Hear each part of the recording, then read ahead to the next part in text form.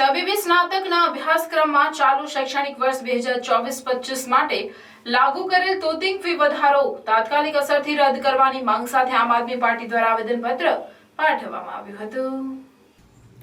ભરૂચ જિલ્લા આપના પ્રમુખ પિયુષ પટેલની અધ્યક્ષતામાં જિલ્લા કલેક્ટરને પાઠવવામાં આવેલ આવેદનમાં જણાવ્યું છે કે સરકાર દ્વારા ગુજરાતની મેડિકલ કોલેજોમાં અસહ્ય ફી વધારો કરવામાં આવ્યો છે।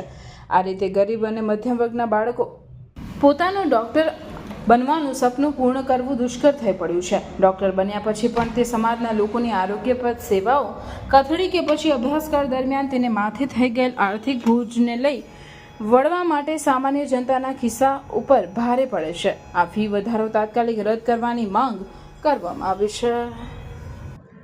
30 વર્ષથી જ્યારે ભાજપ સરકાર રાજ કરતી હોય, કેન્દ્રમાં, સેન્ટ્રલમાં, રાજ્યમાં દરેક જગ્યાએ જ્યારે ભાજપ સરકાર રાજ કરી રહી છે, ત્યારે શિક્ષણની અંદર નવી ક્રાંતિ લાવવાની જગ્યાએ આ લોકો કઈ રીતે વાલીઓને લૂંટવા, કઈ રીતે લોકોને શિક્ષણથી વંચિત રાખવા એના નવા નવા કારસા અપનાવી રહી છે।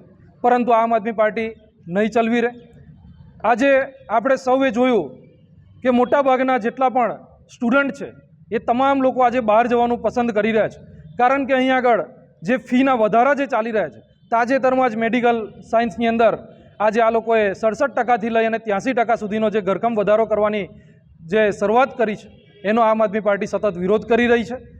આમ આદમી પાર્ટી શિક્ષણની અંદર નવી ક્રાંતિ લાવવા માંગે છે, જેથી કરી આ જો ફી વધારો પાછો ખેંચવામાં નહીં આવે તો આગામી દિવસોની અંદર આમ આદમી પાર્ટી સમગ્ર ગુજરાતની અંદર આંદોલન કરશે, એવી આપસી મીડિયાના માધ્યમથી આ સરકારને જણાવવા માંગીએ છીએ।